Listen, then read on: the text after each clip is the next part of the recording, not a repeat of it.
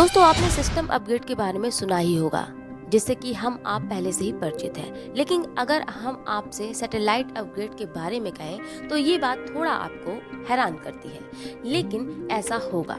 इस पर नासा काम कर रहा है कि अंतरिक्ष में कई सारी सैटेलाइट्स जो कि वेस्ट है, जो केवल कुछ कमी के चलते एक वेस्ट के तौर पर घूम रही हैं, तो क्यों ना इनका कुछ सोल्यूशन निकालें। और ये सोल्यूशन है सैटेलाइट अपग्रेड करना।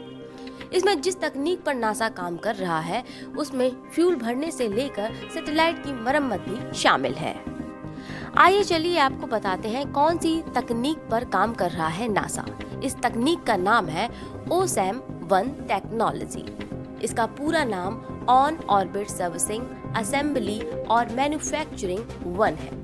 उपकरणों और तकनीक से लेस ये एक रोबोटिक स्पेसक्राफ्ट होगा। कई नई डिवाइसेस और नई टेक्निक पर आधारित होगा, जिसका काम होगा अंतरिक्ष में बंद पड़ी धीमी पड़ी सैटेलाइट को ठीक करना। सैटेलाइट की सर्विसिंग ऑर्बिट में ही की जाएगी।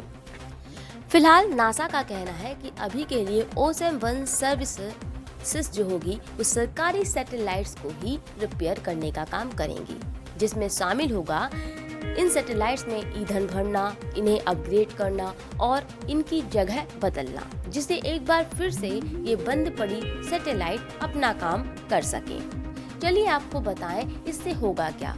इसमें कुछ हद तक लागत कम हो सकेगी, क्योंकि पुरानी सैटेलाइट एक बार फिर से काम करेंगी। इसके अलावा बचत होगी।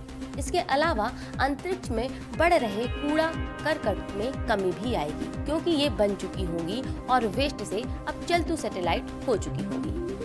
अगर सब ठीक रहता है तो इस दौरान इसका जो टेक्निक है या टेक्नोलॉजी है, इसका इस्तेमाल आगे की मिशनों के पर भी किया जाएगा। नासा का ऐसा कहना है।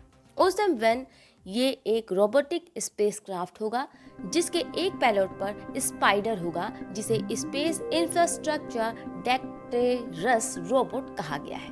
इसी स्पाइडर में रोबोटिक आर्म भी लगा होगा, जो कि 16 फीट लंबाई का होगा।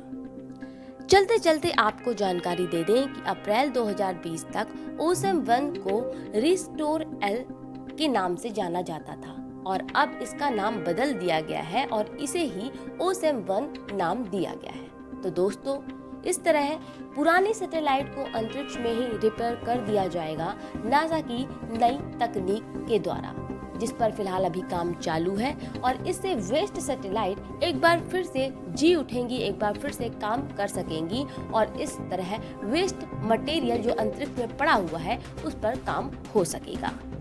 उम्मीद करते हैं आपको इन्फॉर्मेशन अच्छी लगी होगी। फिर मिलेंगे नई खबरों के साथ। इजाजत दें। नमस्कार।